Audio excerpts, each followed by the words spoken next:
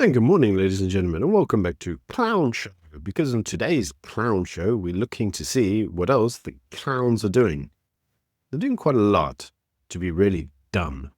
So let's actually start off with the first news story. And don't forget, before we do, make sure you subscribe to the channel. And if you want to support the work I do, buy me a coffee. Link is in the description box, as usual. So anyway, let's get on to it. So you may recall Donald Trump cancelled all of our aid. I say aid because it was actually for AIDS. It was actually for HIV. South Africa was getting around 8 billion. Yep, 8 billion. Yeah, that we were getting that to fund HIV. That was for the detection of HIV and also for the treatment of HIV. Really interesting, because you may recall that originally Donald Trump cancelled US aid, but lots of people said, well, it's US aid. It hurts, but at least it's not PEPFAR. And now he's canned that.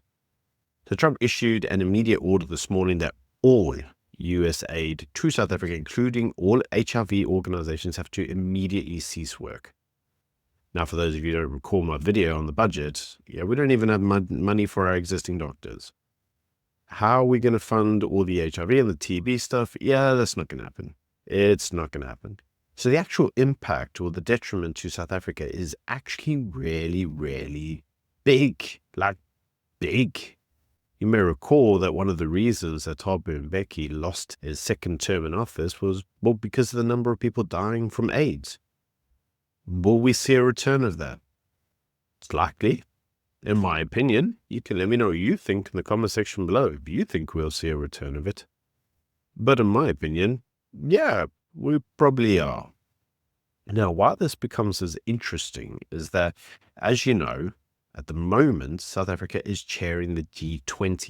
And the German ambassador to South Africa noted the tensions between Pretoria and Washington. And he said, well, this is concerning. He said, South Africa is the largest party on the African continent that the German government interacts with. So he said, South Africa is a really important party. And then he said, but the Americans are even more important because that's like their strategic partner. Like they send everything there. So they did say that the Americans were like their closest allies across the Atlantic. They ain't going to upset them for anything. And so the idea that there's this tension going on between the US and Pretoria concerns the Germans quite a lot, because they could see at some point in time they may be asked to basically pick an ally. Now, interestingly enough, the German ambassador was asked, well, what do you think of the G20 so far? And he said, South Africa's doing a good job of organizing it. It's been all right. And they said, have you met with South Africans? And he said, well, we did, but it was actually very tense. You see, this fundamentally is the reason why Pretoria has issues with Washington. Because South Africa doesn't play nicely with anybody in the West. It wants to align itself with the radical Marxists. That's the ANC's goal. They want to align with those parties. That's why in yesterday's video, we talked about introducing Mandarin to Gauteng. Everybody goes, yeah, but the future's China. China has no freaking future. People used to say that about Japan. Japan's the next superpower. China's not going to be the next superpower. It has two large problems that means that it will eventually decay in rapid fashion. Number one, it doesn't have good property rights. Most people only own properties on a 40-year lease, and most of the properties built are only built to have a 40-year life. Evergrande was the start of a property collapse in China. That property collapse is going to rip China apart. The second issue is the one-child policy.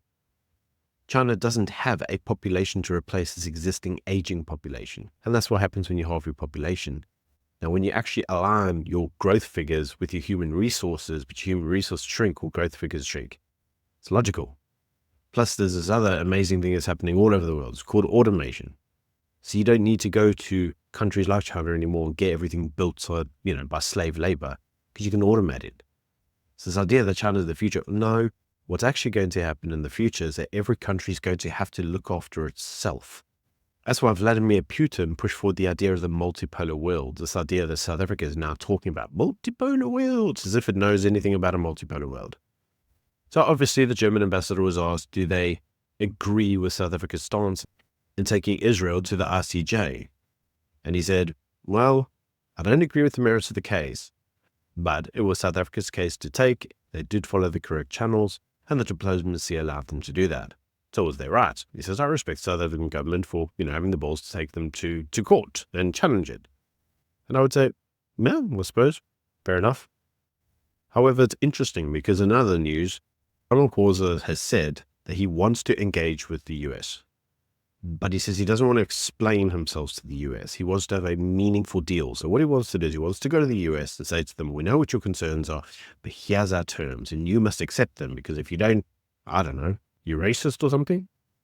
In any case, he basically says that South Africa wants to agree a deal with Washington. But that's it. He says the aggressive positions that the US claims that we have towards it and its allies, well, oh well, that's like life. And, we're doing our own thing in South Africa. But let's just strike a deal. Come on, let's just do a deal. The guy doesn't seem to understand that the issues that Trump has with him, to a large degree, are actually ideological. They're based on principle. And I suppose, to some degree, some would claim that Cyril doesn't understand that because he doesn't have any principles.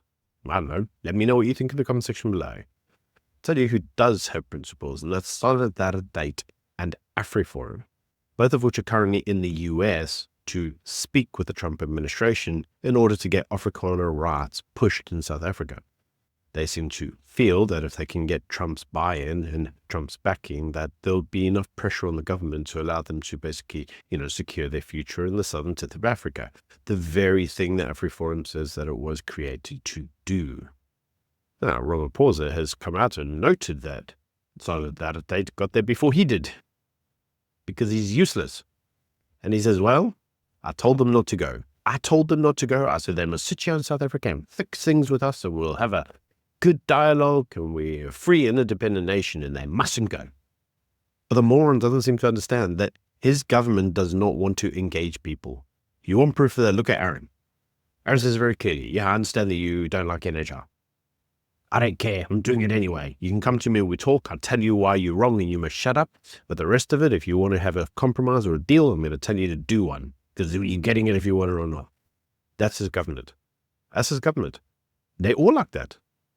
They don't care about negotiating with Afriforum. And Afriforum understands that. You know how Afriforum understands that? Because they've been dealing with this for 30 years. Now, it's very interesting that the ANC Youth League, who knew that was still a thing? I thought the ANC Youth League died when Julius Malema left it. But in any case, the ANC Youth League says that they told the Afrikaners that they were willing to release them and allow them to go to the US. Listen to the language, willing to release them. I am sorry, ANC morons. They do not belong to you. You're not releasing a subject, you freaking clowns. But you see, it's this problem of ownership, this implied ownership over the population.